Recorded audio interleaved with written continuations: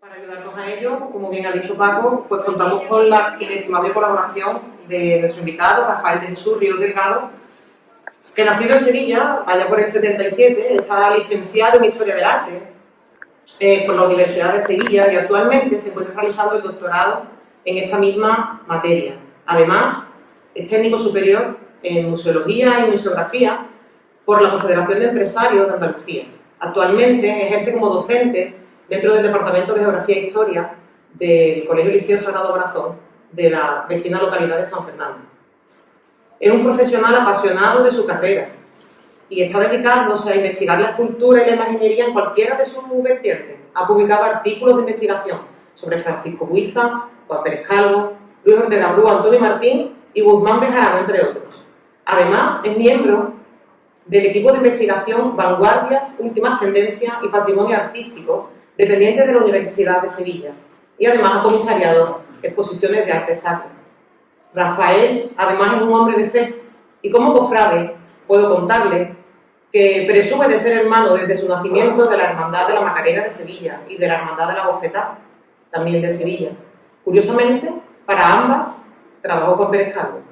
Además, es hermano de la Divina Pastora de San Fernando y es costalero del Cristo del Amor y del Cristo de la Sentencia de Sevilla. La conjunción de todo lo que les he relatado, su formación académica y su sentir personal y su fe, le hacen ser un brillante colaborador en medios de comunicación cofrades, como La Pasión en 7TV Andalucía y el programa La Víspera de Cofradía Cruz de San Fernando.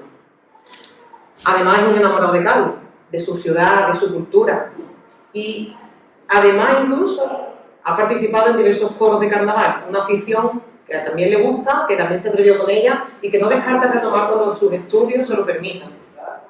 Pues bien, no le robo más tiempo y sin más preámbulo le dejo con Rafael de Jesús Ríos Delgado. Disfruten de la presentación.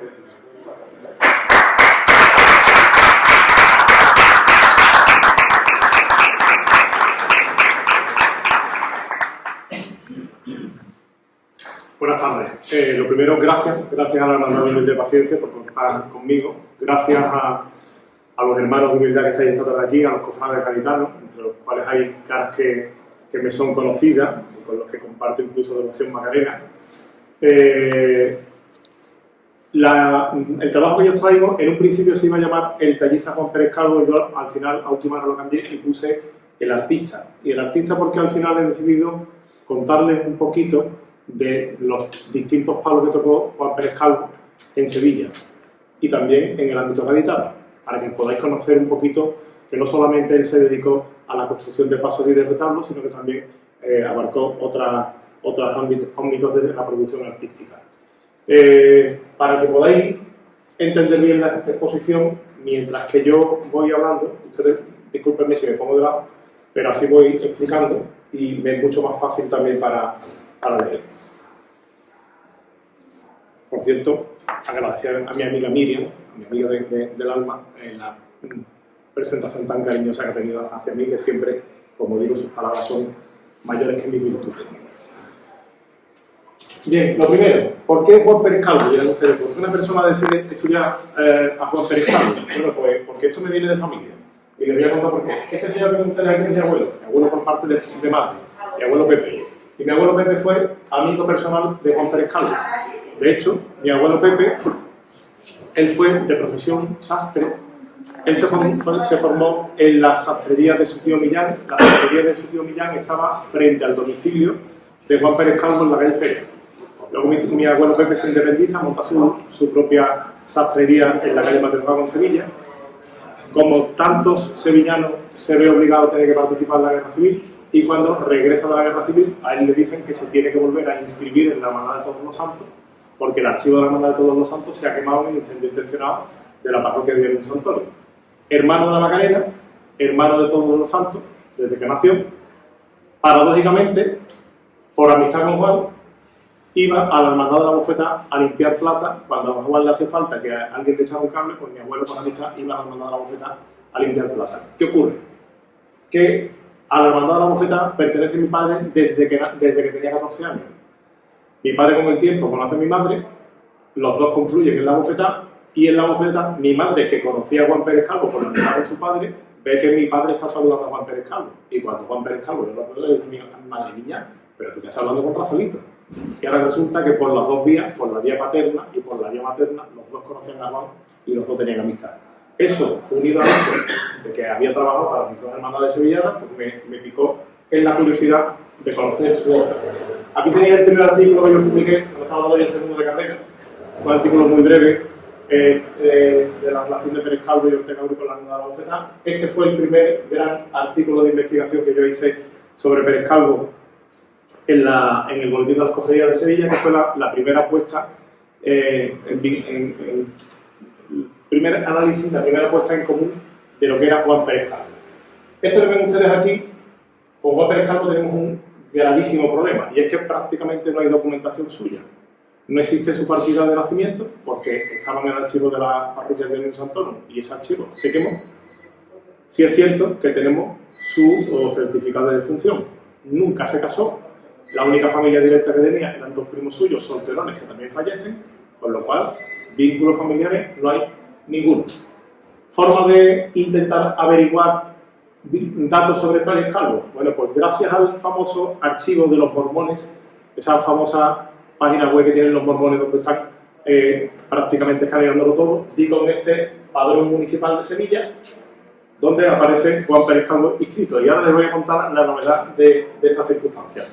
No sé si ustedes lo verán aquí, pero aquí pone Juan Pérez Calvo, nieto, 3 años. ¿Por qué Juan Pérez Calvo, nieto, 3 años? Porque Juan, en realidad, no tendría que llamarse Pérez Calvo de apellido. Y se llama Pérez Calvo de apellido porque hereda los apellidos del abuelo. ¿Qué es lo que ocurre entonces? Que una hija del abuelo, con 17 años, se queda embarazada en la Sevilla de entonces. El abuelo, para evitar un escarnio público, lo que hace es que apadrina o ahija a su nieto y le da sus apellidos.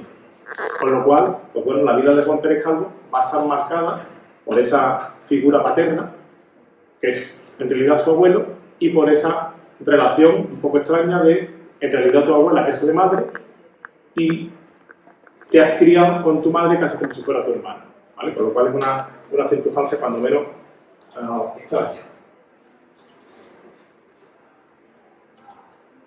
De los datos que conocemos de Juan, pues como os decía, hay pocos, muy pocos, porque el archivo de la parroquia de Eorio Santo Domingo se destruyó. Sabemos que estudió en el Instituto de Enseñanza Secundaria San Isidoro, que es el único instituto que entonces había de enseñanza secundaria en Sevilla. El archivo de este instituto se conserva en parte, porque el edificio original estaba anexo a la antigua iglesia de San Pedro de Alcántara. Esta es la fachada de aquel antiguo instituto.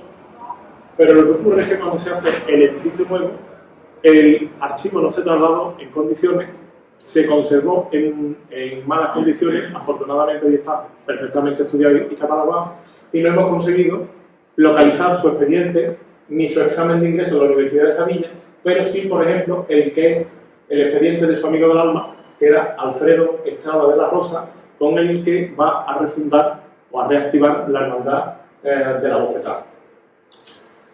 En un artículo que escribe este señor, Estrada de la Rosa, hace 48 años, en el archivo en el Boletín de la Hermandad de la Bofetada, en ese artículo él dice que los dos, cuando tienen 18 años, están cursando Derecho, ¿vale? Aquí os digo que es una afirmación que tenemos hoy en día que poner en duda, porque estuvo estudiando Derecho, pero muy posiblemente no estuviera estudiando Derecho en Sevilla, sino en un sitio tan alejado como la ciudad de Murcia. Ustedes dirán, ¿y por qué Murcia? Bueno, porque ahí entra en juego un personaje que luego termina siendo obispo de Murcia, que era un amigo de todo el entorno en el que se moría Juan Pérez Calvo cuando era joven, y al parecer se matriculan en Murcia como para cursar los estudios a distancia, pero en realidad lo que son los estudios de leyes nunca los llegó a culminar. De hecho, por datos que me facilitó un gran cofrade isleño, que era José Macías, a Bonito, como se le decía en Sevilla, sabemos que su fuente principal de ingresos fue una droguería que montó en la calle Amargura. Eso lo tenemos documentado porque tenemos en los archivos de la Hermandad de la Bofetada algunos recibos de pago que él reaprovechó, los recibos de su antigua negocio, de su droguería, donde hay hechas anotaciones manuscritas. Y luego sabemos también que explotó comercialmente varios puestos en el mercado de abastos de la calle Feria. Es decir, era propietario porque las rentas del abuelo debieron de ser importantes y con eso pues alquiló varios puestos y cobraría por el alquiler y le dio una situación económica desahogada. De hecho, eso permite entender cómo en 1928, siendo todavía bastante joven, él aporta de su bolsillo 6.400 pesetas que da como fianza para la adquisición de lo que es la Casa Hermandad de la Hermandad de Todos los Santos. Aquí tenéis a Juan Pérez Calvo en la fotografía junto a la Reina de Todos los Santos cuando se restaura la imagen de la Reina de Todos los Santos. Este es Juan Pérez Calvo.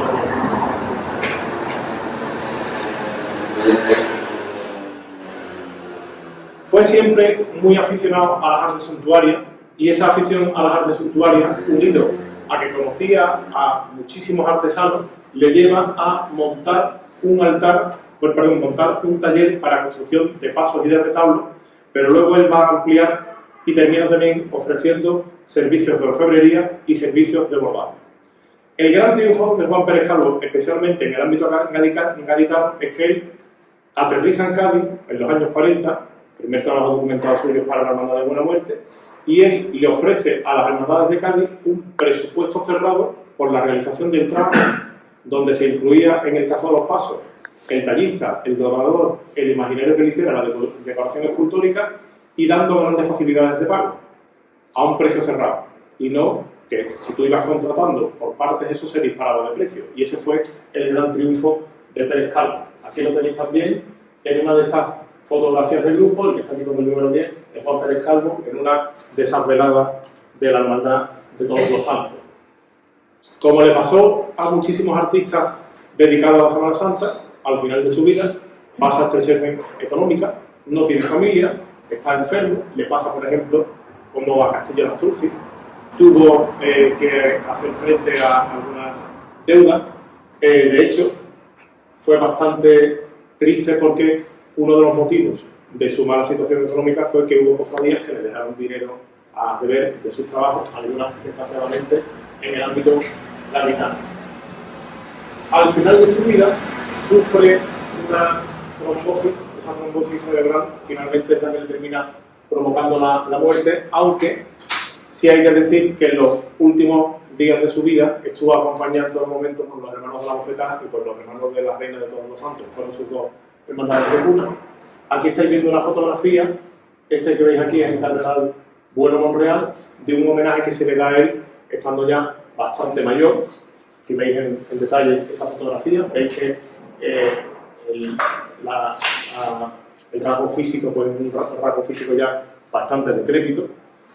Y cuando él fallece a las 10 de la mañana, el 30 de diciembre del 77, es decir, el mismo año que yo nací, a los 79 años. Esta que veis aquí es su mortuoria, que fue publicada en el ABC de Sevilla, y aquí veis que dice, entre los familiares dice,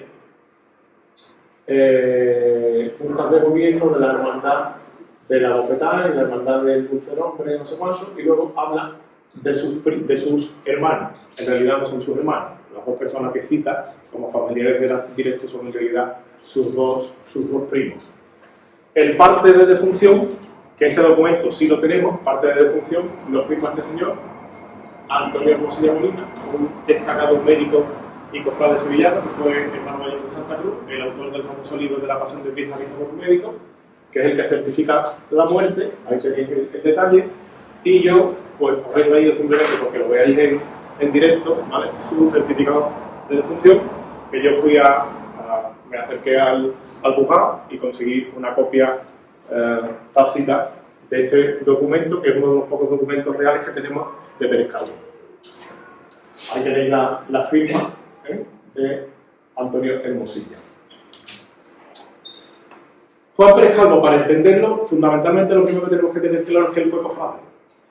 Y al ser cofrade, por eso decide dedicarse a todo esto. Entonces fue hermano de la Reina de Todos los Santos, refundador de la Hermandad de la Bofetada, hermano de la Macarena, trabajó para, fundador también de la Macarena de Madrid, y además trabajó para todas las hermandades de las que era hermano, curiosamente, y además ostentó cargos en la Junta de Gobierno. Por ejemplo, la Junta de Gobierno de la Bofetada fue mayordomo, clavero y prioste. En la Hermandad de la Reina de Todos los Santos fue mayordomo durante muchísimos años y fue director artístico del Baratillo, la Bofetada, la Macarena, la Reina de Todos los Santos, el Gran Poder de Madrid, pero además hizo labores similares a otras hermandades. Aquí, por ejemplo, en el ámbito gaditano, podríamos decir que prácticamente hizo esas mismas labores para hermandades como Humildad y Paciencia o como la Sentencia de Cádiz. Juan copia el concepto del gran artesano cofrade que para él era Rodríguez Ojeda. Rodríguez Ojeda fue muy listo. Rodríguez Ojeda, cuando entra en la Junta de Gobierno de la Macarena, con 14 años, es prioste. Pero sin embargo, cuando tiene 20, él decide ostentar el cargo de la mayordomía. Porque al ostentar la mayordomía, que aquí a lo mejor en el ámbito gaditano lo que entendéis como una tesorería, lo que está es controlando los dineros. Y al controlar los dineros sabe cuáles son los ingresos que hay en la hermandad y por tanto puede acometer nuevas empresas. De entre sus primeros trabajos, pues sabemos que diseñó ajuares litúrgicos de la parroquia de Orio Santoro, entre ellos casullas y capas pluviales, en las que participa bordando esas casullas una de sus primas, Josefina. Estamos hablando de estos primeros ajuares, que son ajuares bordados fundamentalmente en seda, porque en esta época era muy común que las mujeres supieran bordar, porque era común también que se bordaban su propio ajuar para prepararlo para cuando se casaban.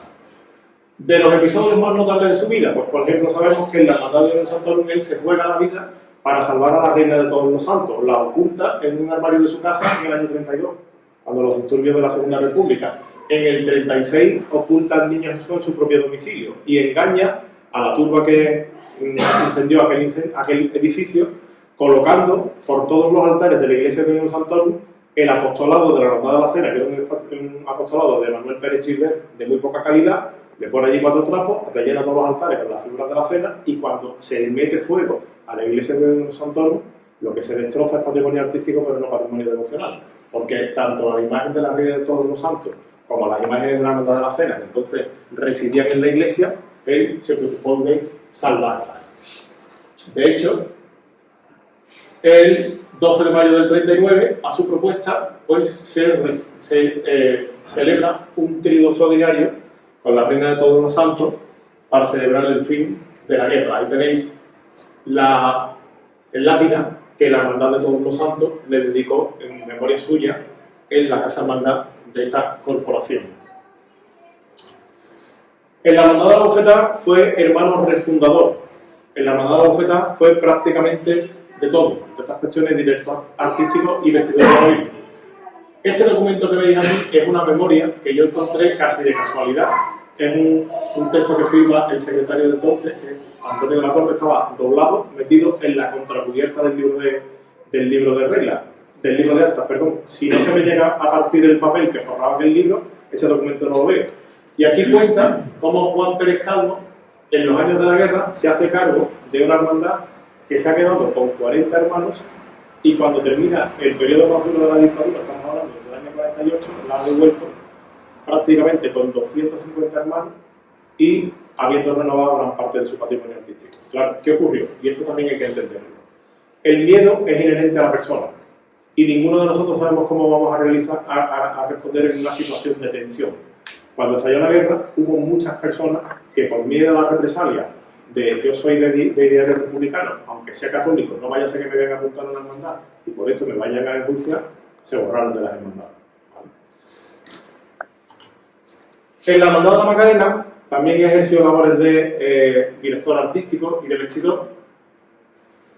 Él es el autor de este emblemático exorno con el que se viste a la Virgen de la Esperanza cuando, después de haber estado oculta durante 3 meses en un hueco de escalera en la calle Orfila, ese cajón donde la Virgen de la Esperanza fue ocultada en la guerra se reabre en la iglesia de la Anunciación y se vuelve a poner a la Virgen de la Esperanza en culto. Gran parte de la guardia de la hermandad de diario había desaparecido en el incendio de la iglesia de San Gil y él soluciona la falta de un ajuar con ese tocado que le hace con un tul, precisamente con un tul de una novia. Y de hecho, para el primer besamano de la Virgen de la Esperanza, después de la guerra, no había absolutamente nada. Como no había absolutamente nada, él negocia con la Hermandad de la Soledad que le ceda el plan de altar de su antigua novena, que ya no lo usaban, de hecho al final lo terminó comprando la Hermandad de la Macarena. Los que hayáis ido en alguna ocasión a la Basílica de la Macarena, este es el dosel que está hoy en día colocado cuando subís al camarín, en la pared donde está el retablo cerámico, y luego consigue también que la Hermandad del Dulce Nombre le ceda a la Virgen de la Esperanza su corona. De hecho, en los años 40, cuando en el año 47 se celebra, estamos hablando ya de la época franquista, en el Palacio de Exposiciones del Parque del Retiro en Madrid, esta exposición de arte sacro figuró el paso de palio por completo de la Hermandad de la Macarena, y la Hermandad de la Macarena comisionó a Juan Pérez Calvo para que fuera quien lo montara. Aquí tenéis a mi Virgen de la Esperanza con la corona de la Virgen del Dulce Nombre, aparece esa mano del 36, el acta, donde se hace referencia a todo esto, ¿vale? Y al detalle de ese acta, donde se dice que lucía la corona de la Virgen del Dulce Nombre. Y su última gran hermandad a la que perteneció fue la Hermandad de la Macarena de Madrid. Paradójicamente, él, casi sin moverse de Sevilla, es fundador de la Hermandad de la Macarena de Madrid. Aquí veis la caseta de feria de la Hermandad de la Reina de Todos los Santos. Este señor que ven ustedes aquí es Juan Pérez Calvo, este señor que ven ustedes aquí es José Rodríguez Fernández Andés, autor, entre otras, de las imágenes de la Hermandad de los Gitanos y del Gran Poder de Madrid. De hecho, ahí veis que en este tondo que está expuesto en la capilla de la Hermandad de la Macarena de Madrid, aparece su nombre entre los hermanos fundadores. Aparece Fernández Andés, aparece aquí Juan Pérez Calvo. ¿Y Bonilla? No lo veis, pero ahí está, Joaquín Turina, correcto. Que decir lo veo.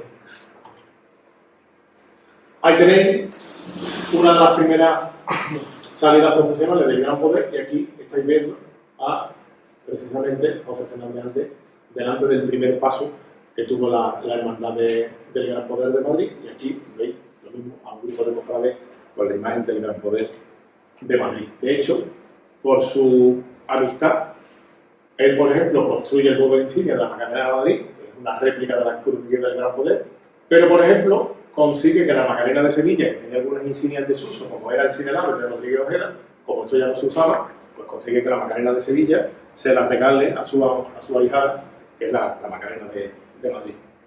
Fue vestidor de un montón de imágenes, ahí tenéis en Sevilla, vestidor del Dulce Nombre, del Rosario y de la Esperanza Macarena, de las dos imágenes de la Hermandad del Baratillo, la Piedad y la Caridad.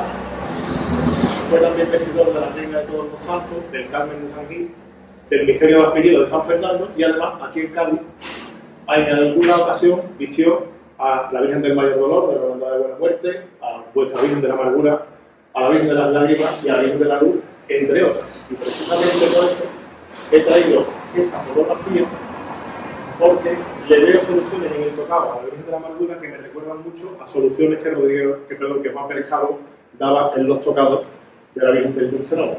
Ahí tenéis Macarena de Madrid, Reina de Todos los Santos, Caridad de Baratillo, Piedad de Baratillo, y su toda hermandad que es Macarena de Sevilla y el Dulce Nombre. El taller de Pérez Calvo es ese engranaje que estáis viendo ahí. Juan Pérez Calvo era el director artístico, él era el que contrataba las obras, el que hacía los diseños, el que fijaba un presupuesto y a partir de eso repartía el trabajo. El trabajo llegaba de manera directa a un tallista, Rafael Fernández del Toro, un dibujante y amigo suyo, o discípulo codo con codo en la gestación de este taller, que es Guillermo Bonilla. Guillermo Bonilla en Sevilla durante muchísimos años fue el que se dedicó a dibujar el diploma que se le entregaba al pregonero de la Semana Santa de Sevilla y cantidad de convocatorias de cultos de hermandades. Y otro señor, Antonio Sánchez González, el Dorador, que tuvo su taller en varios rincones de Triana, entre ellos la calle Leví, el último emplazamiento del taller suyo fue en la finca donde está hoy en día la Capilla de los Marineros, que él decide enajenar para que vuelva a ser una capilla en punto. Y luego, entre los imagineros que colaboraban, que eran trabajos subcontratados, estaba el sanroqueño Luis Ortega Bru, el carmonense Francisco Buiza, el sevillano afincado en Madrid José Rodríguez Fernández Andés, el carmonense también Antonio Eslava Rubio y José Paz Campano, que fue su primer gran colaborador, hermano también de la Reina de Todos los Santos, pero una persona de la que pronto el propio Pérez Calvo, a pesar de la amistad, prescinde por su informalidad en el cumplimiento de los trabajos. Yo os pongo un ejemplo.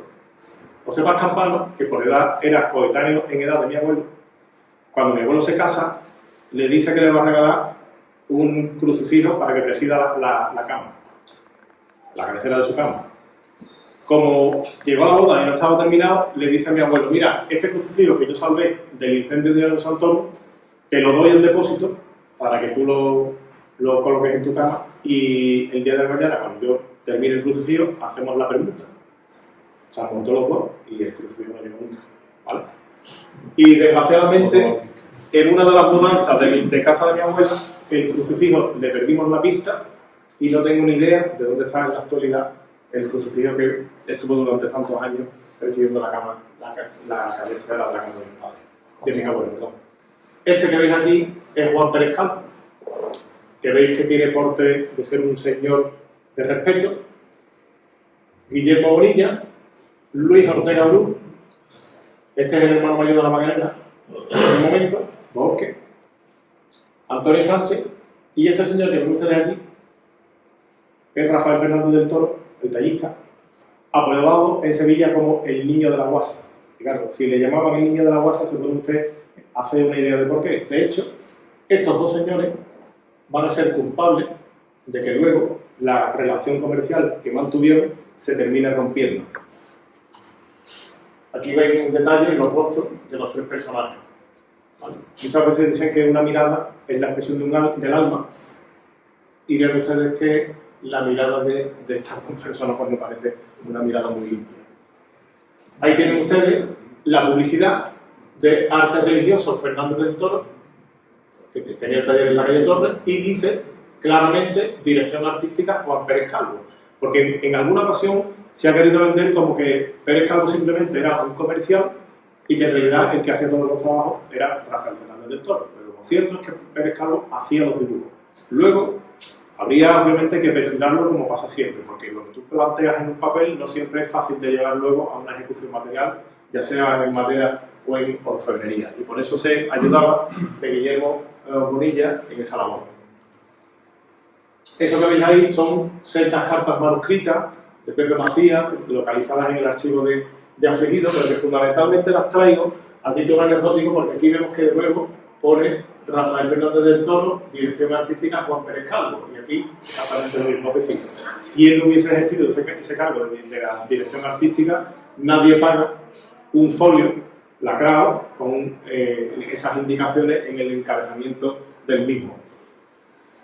Los escultores que trabajaron para su taller: este es Francisco Buiza, José Rodríguez Fernández Andés, que muere muy jovencito, con menos de 50 años de un cáncer de estómago; Antonio Eslava, que también va a tener un final de vida muy trágico porque muere prácticamente en la indigencia hasta que los cofrades carboneses se acuerdan de él y lo rescatan de una residencia de ancianos en la que vivía en Santi Ponce, se lo llevan a Carmona y fallece en su localidad natal. Y Luis Ortega Bru, el escultor sanroqueño, quizás el gran revolucionador de la imaginería en la segunda mitad del siglo XX, con esa vida tan trágica y tan marcada en su trayectoria. Lo que sí es importante que sepáis de todos ellos es que Juan Pérez Calvo fue muy fiel a sus colaboradores, hasta el punto de que cuando Juan Pérez Calvo conseguía un trabajo y ofrecía el trabajo de sus escultores, si luego ese escultor podía conseguir un trabajo mayor, él era el primero que lo avivaba. Por ejemplo, él anima a Francisco Buiza para que asuma la realización del misterio de la sentencia de Cádiz. Fue prácticamente el mediador entre la Junta de Gobierno decirle: trabaja conmigo, podéis confiar en él. De hecho, tanto a Buiza como a Luis Ortega Bru los localiza los dos en una fábrica de cerámica que había en Sevilla, que era la fábrica de Pedro Navia. Se dedicaban los dos a hacer el bizcocho. Para los que no sepan lo que es un bizcocho, el que modela en barro, lo que va a servir luego de modelo para la realización de la producción cerámica seriada. Allí localiza los dos, ve que los dos tienen manejo en el modelado y obviamente pues los rescata y se los lleva a trabajar a su taller. Aquí de hecho estáis viendo a Luis Ortega Bru con su hermano Ángel modelando el cuerpo del Cristo de la Caridad de la Hermandad del Baratillo, un Cristo que se lo va a policromar Guillermo Bonilla porque Ortega Bru al principio no sabía policromar. De hecho, Ortega Bru no aprende a policromar prácticamente hasta que no entra en contacto con Romero Reseño. Un gran pintor, un gran artista, pero tenía un problema muy grave. A Romero Resendi le gustaba esto, pero lleno de tinto de verano, lo que no hay en los escritos. Y tampoco a Ortega Bru le interesaba, porque cuando se iban los dos de vino, se perdían hasta alta hora de madrugada. Y Buiza le gustaban más las líneas. Eso que veis ahí es una gráfica para que podáis ver el grueso de la producción inicial de Pérez Calvo. Veis que el grueso está entre Sevilla y provincia y Cádiz y provincia, aunque se han localizado algunas obras suyas en Jaén, en Madrid, en Huelva y algunas de ellas que hoy en día pues, han cambiado de ubicación porque se ha producido a la venta. Por ejemplo, había una obra en Málaga, en Córdoba, que está hoy en día en la provincia de Jaén. ¿Vale? Ahí tenéis bueno, pues la ubicación de momento de donde hemos localizado obras suyas, entre ellas también en la zona de las Islas Canarias.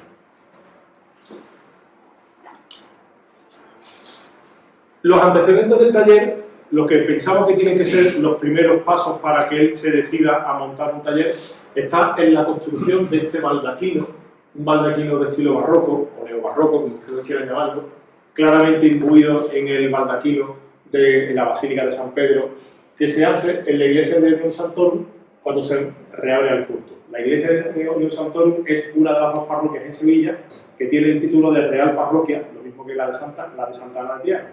La de Santa Ana, porque se construye por mediación de Alfonso X el Sabio, una promesa que le hace a Santa Ana porque lo cura de un defecto visual, y la de Unión Santorum porque en esa iglesia se casaron dos de las hijas de Fernando III y por eso tiene la consideración de Real Parroquia. ¿Qué ocurre con el edificio? Que el edificio había sido quemado cuando se crea la Junta de Monumentos para la restauración del edificio.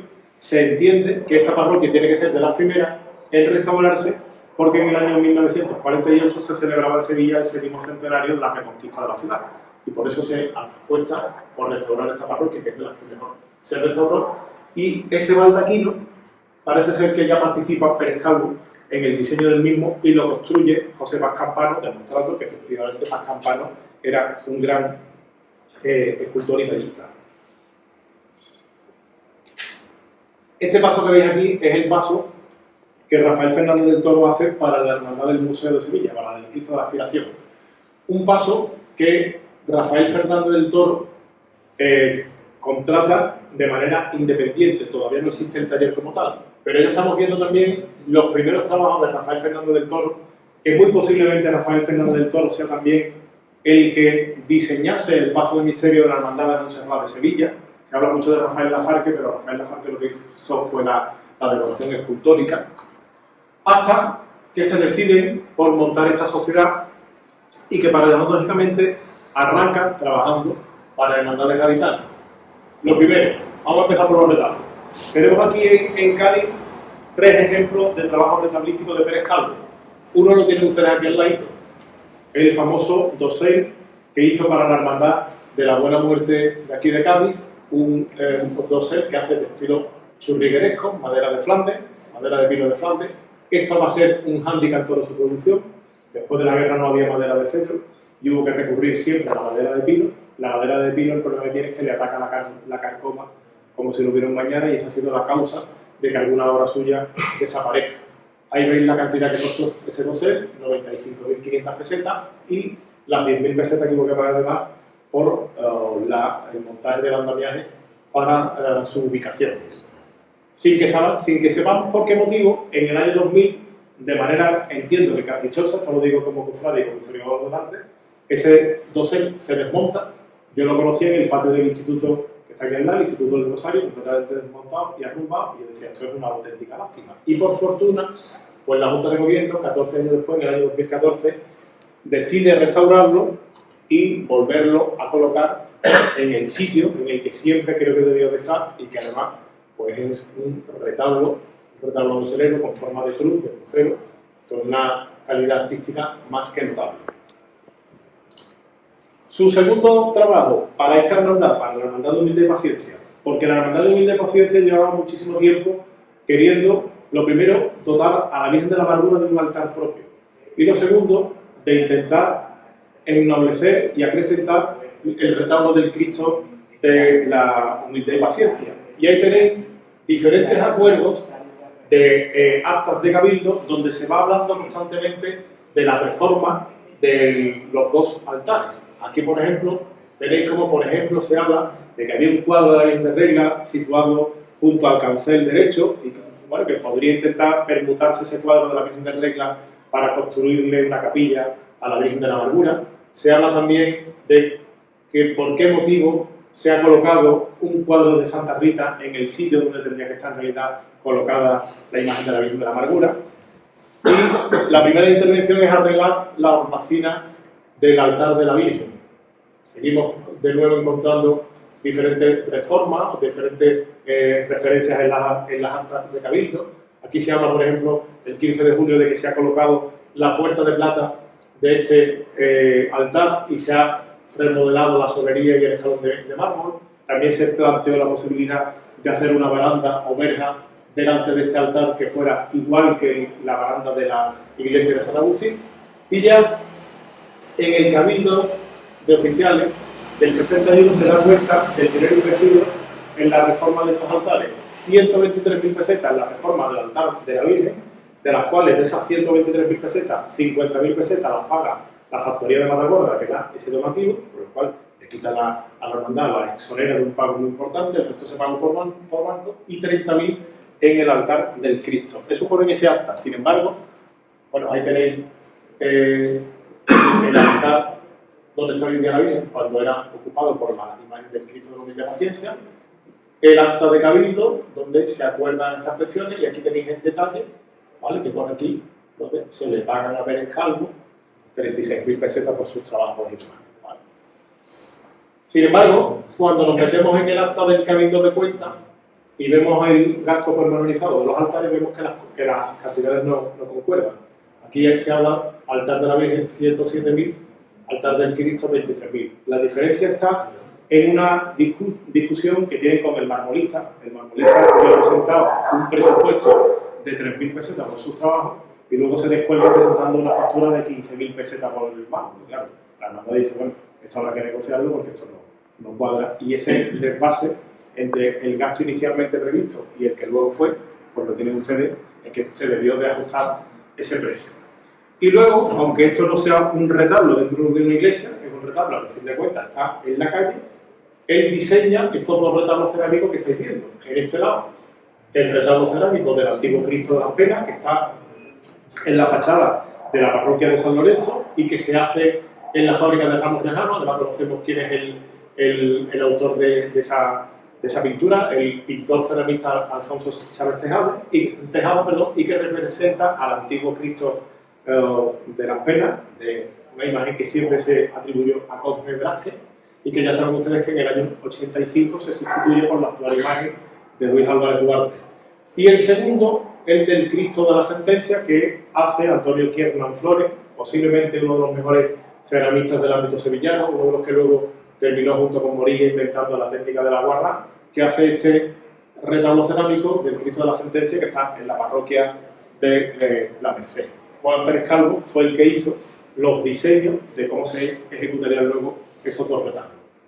El primer paso que la ejecuta para Cádiz, es evidentemente el paso de Buena Muerte de Cádiz, que lo contrata en el año 43, y es un paso que, a diferencia del resto, se hace en madera de caoba porque hay un cofrade de la hermandad que es contratista de profesión que consigue una cantidad bastante importante de madera de caoba proveniente de un derribo de una casa Allí se encuentra con madera buena que se puede rescatar y con esa madera se realiza este paso que posiblemente os pueda recordar, salvando las distancias, al paso del Cristo del Calvario de Sevilla.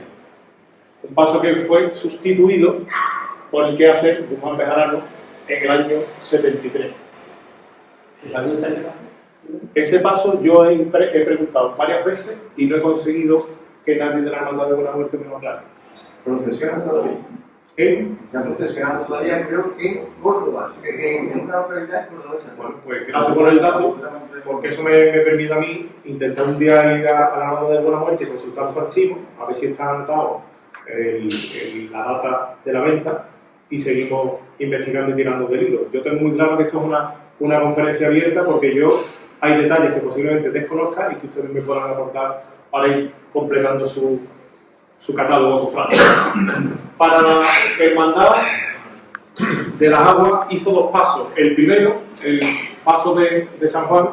El paso de San Juan, hoy en día, del mismo se conservan los candelabros, ¿vale? Y un respiradero, el trasero, porque este paso, cuando ya no estamos en uso como el anterior, se usó algún año para montar algún nacimiento y demás, y bueno, hubo algún percance con él, con lo cual lo que quedaba del paso se terminó vendiendo a una cofradía de Algeciras en un estado de conservación bastante malo.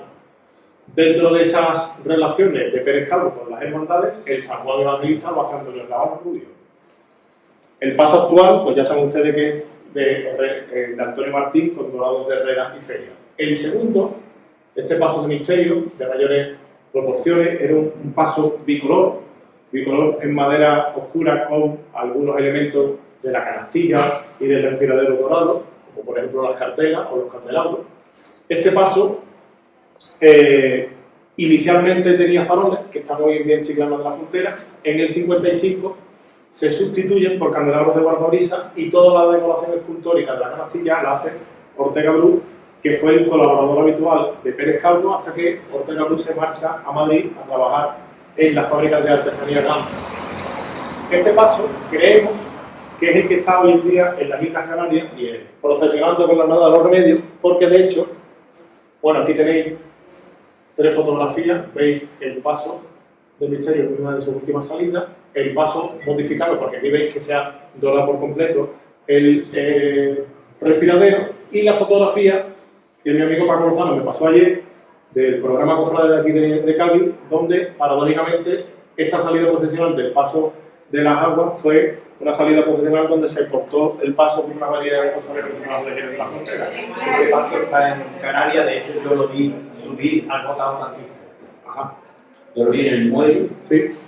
Y bueno, y sí, es de conocimiento general que está en una hermandad de la Virgen de la Esperanza y el gobierno en Tenerife o en Canarias. Lo cierto es que hay una hermandad, que es la Hermandad de los Remedios, que tiene este paso, que paradójicamente el paso no tiene respiradero. No tiene respiradero porque el paso de las aguas de Cádiz, cuando se vende a Canarias, se vende ya sin respiradero. Y bueno, hay elementos de talla de este paso que concuerdan con este paso, partiendo de la base de que las fotografías no son lo más idóneas para analizarlo. Y bueno, yo planteo la posibilidad de que pueda ser ese paso del Cristo de los Remedios. Evidentemente, del paso que tengo más documentación, por la generosidad de la hermandad de la humilde paciencia que me deja consultar su archivo por arriba y por abajo, pues, obviamente del paso de vuestra hermandad, donde paradójicamente lo primero que me llamó la atención es este señor José Ayeli Jiménez, que paradójicamente era secretario, de hecho es el que le da inicio al libro de actas de la hermandad del año 49. Él dice, y era miembro de Junta, que no tiene conocimiento de que se esté confeccionando un paso del Cristo. En esa misma acta se le va diciendo que usted no va a tener conocimiento y nada. Esto se comentó en unos cultos, sus hermanas vinieron y lo saben, y de hecho luego se han hecho las gestiones oportunas a través de la Comisión de Reforma, y nosotros además conocemos el presupuesto y hasta el dibujo del paso. El que hace la gestión en Sevilla es Germán García Monzón, que es el que trae el dibujo. Ahí estáis viendo de vuestro archivo el dibujo en acuarela del diseño del paso de humilde paciencia. el acta en el que se refiere todo esto que os he comentado, donde se refiere toda esta circunstancia. Paso, bueno, un paso con un carácter muy movido, con mucho perfil con entrantes y salientes.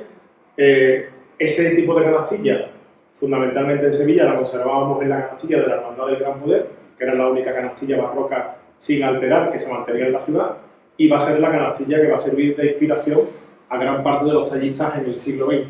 Especialmente en el siglo XX tenemos tres grandes tallistas, que son Antonio Vega, Antonio Martín y Juan Bejarano, y los tres van a beber mucho de esa canastilla del Gran Poder. Sabemos que el paso costó unas 400.000 pesetas, que al parecer sustituye a un paso anterior de segunda mano que se compró a la hermandad de la cigarrera y se completa con los faldones bordados que estáis viendo aquí en el año 61. Por cierto, la foto la he tomado de vuestro libro de la historia de la hermandad, que dice anecdóticamente que es una de las pocas veces que el Cristo de humildad y paciencia salga con un lirio, que lo habitual es que salga con claveles. En el 67, creemos que por influencia del misterio de Santa Marta de Sevilla se decide quitar los candelabros de guardabrisa y colocar faroles que son repuestos con unos nuevos candelabros que son los que tenéis en la actualidad en 1985 con los candelabros que hace Guzmán Bejarano. Los antiguos faroles pasan a un municipio de la Bahía, hay la duda de si fue la línea de la Concepción o Barbate.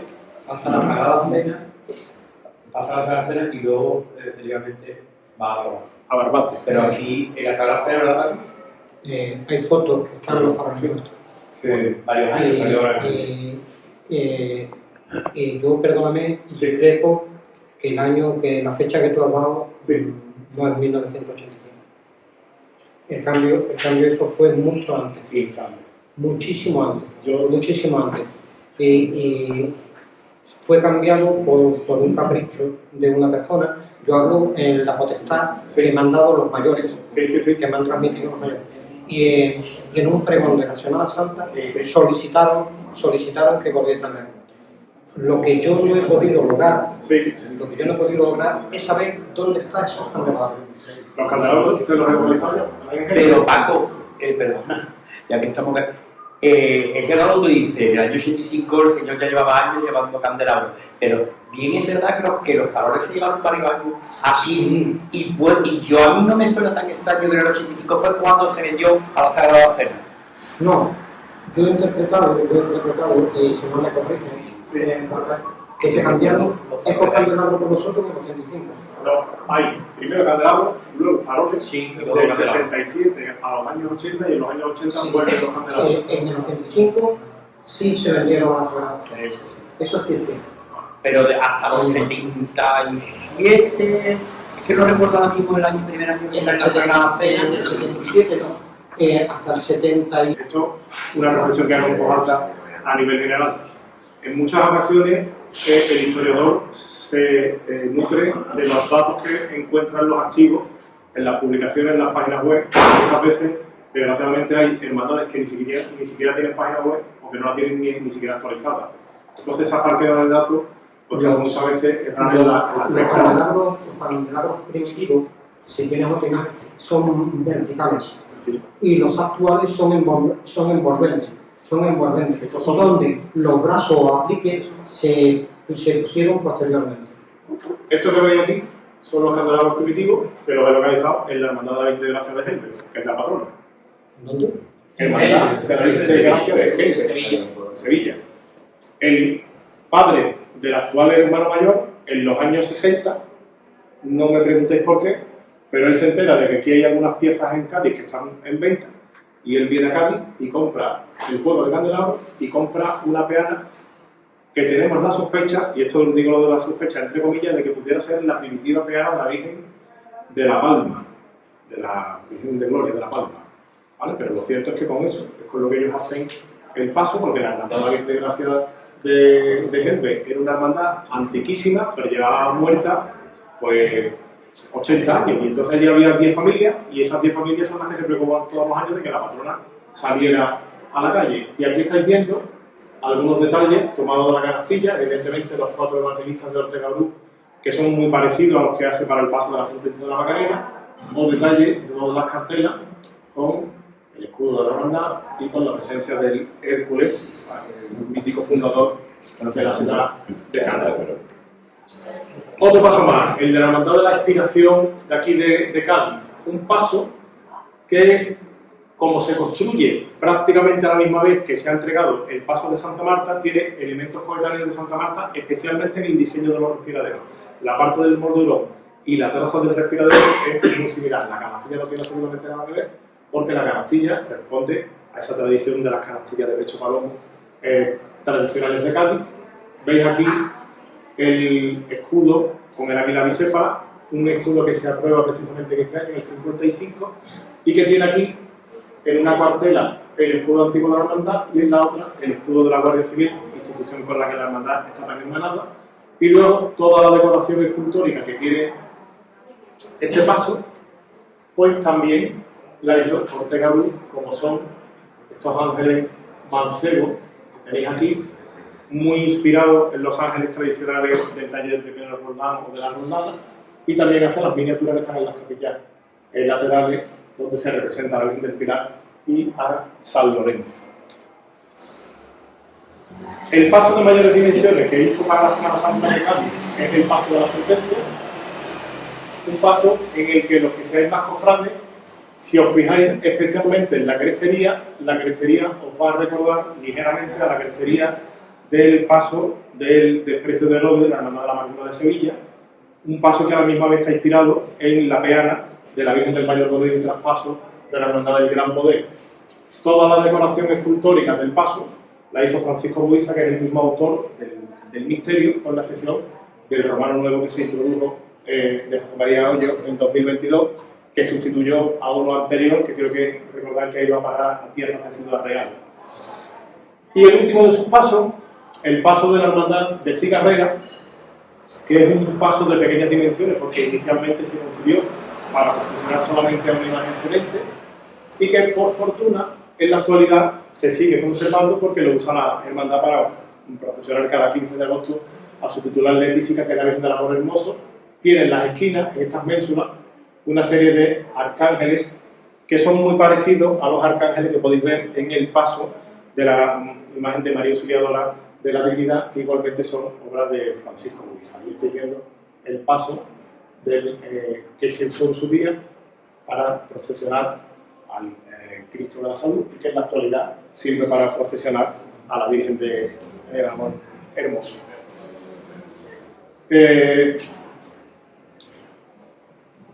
Aunque este paso no es exactamente gaditano, lo he querido traer porque al final pues fueron prácticamente casi 20 y tantos, 30 años de vínculo con Cádiz.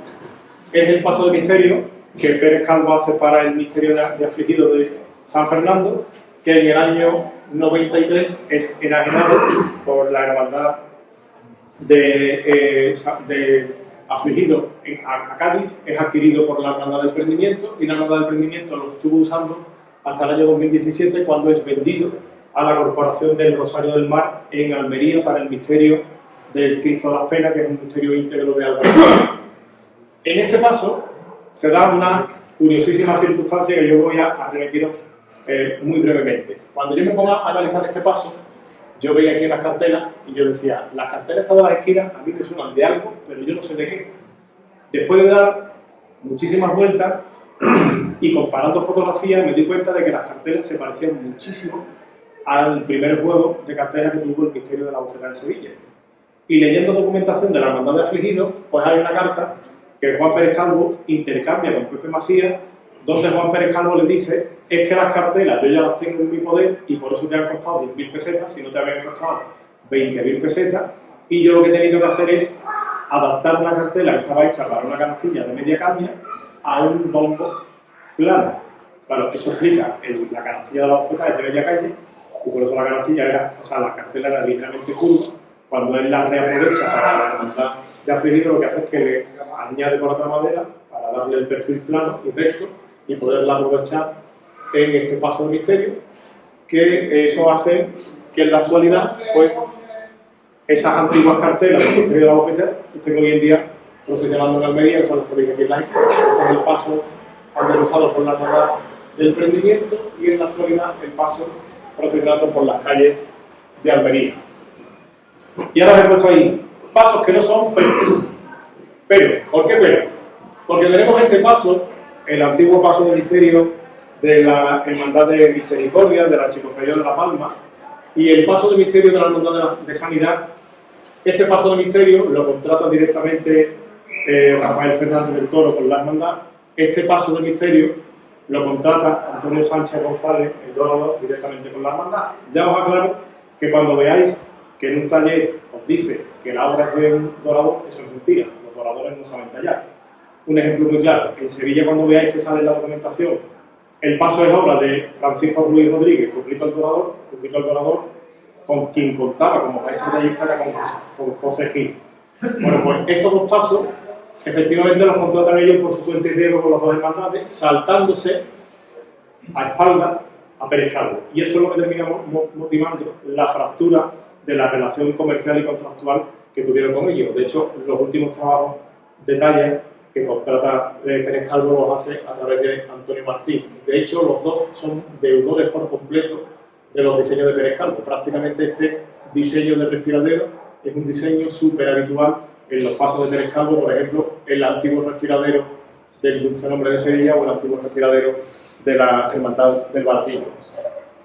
Otras obras de talla que ejecutó su taller: cruz de guía de la Hermandad de Luz y Agua, que tiene cartelas polícromas de Guillermo Bonilla, y que los que seáis macareros, la cruz de guía os va a sonar muchísimo porque está copiada en talla de la cruz de guía en orfebrería que en su día diseña Rodríguez Ojeda y que luego se copia servilmente en plata de ley por García Armenta.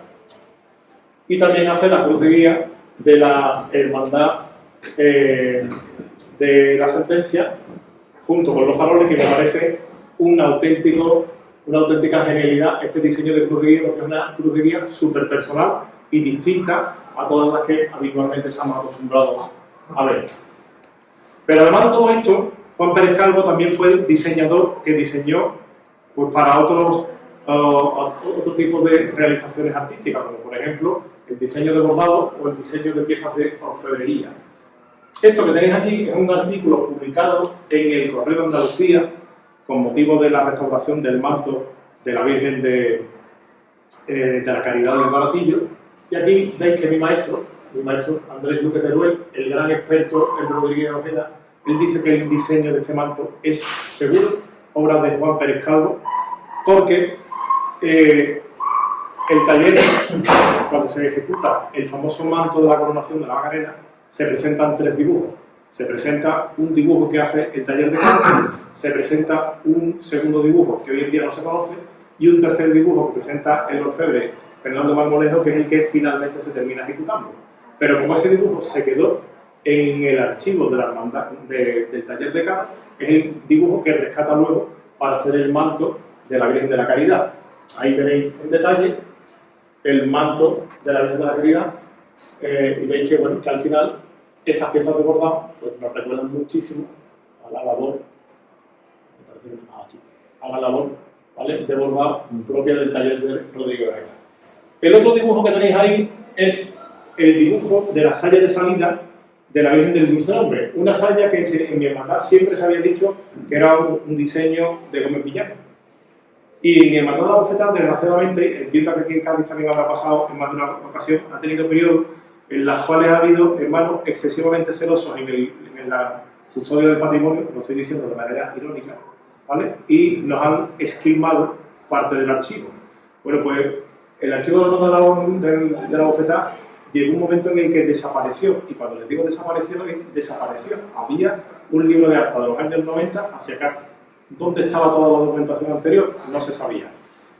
Años después, haciendo unas obras de remodelación en la Casa de Hermandad, nosotros tenemos allí a un cobrador, al que le decimos Miguelón el Gordo, lo de Gordo ya se pueden ustedes imaginar por qué, y Miguelón, que es muy buena gente, pero más bruto que un ganado, da un porrazo en las cayolas con unas cadenas, y de allí caen unas bolsas, y cuando abrimos las bolsas de plástico, eran bolsas de basura, nos encontramos que ahí estaba el archivo de la hermandad entero, que se había tapiado en un falso techo, no sabemos con qué intención. Entonces allí aparecen una serie de papelazos doblados y cuando abrimos este papelazo doblado, pues nos encontramos que es el diseño de la saya de salida y que además está firmado por Juan Pérez Calvo. Por lo cual se decidió restaurar el dibujo y enmarcarlo y se ha puesto esta cartela dejando constancia de que efectivamente en la saya del señor Pérez Calvo y quiénes son los hermanos que regalaron esa saya. Otro taller para el que también trabajó Pérez Calvo es para la bordadora Concepción Fernández del Toro, que había sido la maestra de taller de algunos talleres de Sevilla, de varios talleres que con el tiempo desaparecen, entre ellos fue la maestra de taller del taller de Leopoldo Padilla Vic, que es el que hizo, por ejemplo, el antiguo manto de la Encarnación de San Benito, y para la Hermandad de la Macarena diseña estas bocinas, tanto la bocina como el paño de bocina, y esta bandera asuncionista, hermano, insisto, de Rafael Fernández del Toro, que luego, el último trabajo de Concepción Fernández del Toro es que ella monta un taller para la Hermandad del Amor, en dependencia de la Casa Hermandad del Amor, y allí es donde ejecuta el manto, el palio, la toca de sobremanto y la saya de salida, que en la actualidad usa la Virgen del Socorro. Pero la gran aliada de Juan Pérez Calvo, o el gran aliado de este taller, va a ser, obviamente, el taller gaditano del Colegio de San Martín de Hijas de la Caridad, que dirigía esta entrañable religiosa que era Sor Esperanza Pascualena. Me da mucho coraje porque cuando yo tenía bastante menos años, en los años 90, sé que hubo una exposición dedicada a los bordados de este taller, de este bordador, que creo que se celebró, no recuerdo si era en la sede de Cajasol o en la sede de la Caja de San Fernando y demás. He intentado, por todos los medios, encontrar algún catálogo, si es que se editó, de aquella exposición. No lo he encontrado por donde lo dio. Ciertamente, pues, de haberse editado algún catálogo nos permitiría también localizar las obras que hicieron a la limón. La fachada de este edificio que veis hoy en día, que es la sede de la escuela Salus Infirmorum, era donde estaba ese colegio de San Martín. Y ahí, perdona, Dime, sí. curiosamente, ahí salen las ventanas del taller. Y te digo por qué. Detrás del arco, Sí. en esta, no sé si este dato es significativo o no, pero esas 1, 2, 3, 4 ventanas que se ve ahí, en esa fachada amarilla, Sí. ese era el taller. Vale. Y te digo por qué. Porque en mis años mozos, igual que Paco, hemos sido jóvenes, ¿verdad? Me dio por el carnaval y yo hice una agrupación juvenil y ensayábamos ahí. Y ahí estaban las bobinas de hilo del taller, que de hecho yo conservo algunas en mi casa. Porque estaba allí arrumbeado porque el taller no existía. Y ese era el taller. El taller daba esa calle, que era el bajo de ese colegio. Muchísimas gracias por el dato. No, vamos, no sé si puede ser interesante, pero ahora dice un San Martín, pero no. Digamos, físicamente el taller eran esas ventanas que están Perfecto. en la planta baja. Pues, continuando con este colegio, cuando Sor Esperanza Pascualena conoce a Juan Pérez Calvo, desde el principio encajan los dos muy bien. El taller de Sor Esperanza Pascualena bordaba bien, pero tenía un registro muy limitado en cuanto a diseño. Estamos hablando de que no dejaba de ser un taller, un obrador conventual, y Pérez Calvo le aporta dos cosas fundamentales: diseños cofrades y contactos cofrades. Porque Juan Pérez Calvo es el que se puede mover ofreciendo el trabajo del taller por todas las localidades en las que él va trabajando. Y de hecho, Pérez Calvo, salvo en la Hermandad de la Macarena de Sevilla, en todas las hermandades para las que él trabajó en Sevilla, introdujo trabajos hechos por el obrador de las Hijas de la Caridad. Y aunque expresamente no es gaditano, sí os lo he querido traer porque conozcáis patrimonio hecho en Cádiz con diseños de Pérez Calvo por estas monjas de las Hijas de la Caridad que están hoy en día procesionando por las calles de Sevilla y de Madrid. Aquí estáis viendo correspondencia de la Hermandad de Afligido con Sor Esperanza Pascualena. En una de ellas, de hecho, dice abiertamente en la carta que la única persona que puede negociar en nombre del taller es Pérez Calvo y que es algo así como su representante. En el archivo de la Hermandad de Afligido se conservan dos dibujos de flores que la propia religiosa le remite para que ellos vean la muestra de las piezas de bordado que podía llevar el sin pecado que se iba a hacer para la corporación. Y aquí estáis viendo los primeros trabajos que hace el taller de Hija de la Caridad para Sevilla. El manto y palio, en este caso de recorte, para la Hermandad del Baratillo, y que en la actualidad procesiona en la Hermandad del Abuelo de Jaén. Y bueno, aquí estáis viendo que el diseño es un diseño más que notable, imbuido en los diseños de la rejería y de la cerámica tradicional trianera. Para la Hermandad de Todos los Santos, Juan Pérez Calvo encarga dos mantos. Este lo regala él, lo paga de su bolsillo. Y de hecho, cuando Juan Pérez Calvo fallece, el día de su entierro, la Hermandad tiene a bien cubrir el féretro de Juan Pérez Calvo con este manto. Este otro se paga con pequeñas aportaciones de los hermanos gracias a la venta de una papeleta en la que se rifaba esta pequeña talla de la Reina de Todos los Santos hecha por Buiza, y al poseedor de la papeleta pues le tocaría llevarse en gracia esta copia de la Reina de Todos los Santos. Para mi Hermandad de la Mofeta hizo bastantes trabajos, entre ellos la toca de sobremanto, aquí la tenéis en la actualidad restaurada por León de León, aquí como era en origen. Hace la túnica blanca que usa el Cristo alternándola con la túnica roja, y hace los broches de los faldones de los dos pasos. Para la Hermandad de Santa Lucía, la Hermandad Letífica de Santa Lucía, ejecuta el estandarte. Y para la Hermandad del Gran Poder de Madrid, hace el paso de palio íntegro, manto y palio, copiando obviamente el diseño del palio de la Macarena, hace una de las túnicas del Gran Poder y hace también este sin pecado, que no es un sin pecado como tal, había que llamarlo más bien estandarte de la Esperanza, que preside una réplica de la Virgen de la Esperanza. En el caso en concreto de la Hermandad de Humilde Paciencia con este obrador, pues aquí tenemos de nuevo multitud de referencias en las actas de la Hermandad donde se habla de la construcción del nuevo paso de palio. Interesante, dice aquí, 1955, 5 de noviembre, se escoge el diseño de Pérez Calvo para el palio, ¿vale? Que es esto que les he puesto aquí en detalle en el acta. Aquí, perdonadme, se me ha colado el dedo, pero por más que intentaba que no se me montara la página, fue imposible. En diferentes momentos se van citando a lo largo de esas actas cómo se va avanzando en el bordado, primero de las caídas o bambalinas, luego del manto y definitivamente de los faldones. Incluso conocemos algunas anotaciones monetarias de lo que se abona a Pérez Calvo y al Colegio de San Martín por su trabajo. Por ejemplo, en el acta del año 62 la Hermandad reconoce que se le adeudan aún 6.000 pesetas a Pérez Calvo por su trabajo y que se le adeudan al Colegio de San Martín 17.000 pesetas por su trabajo, ¿vale?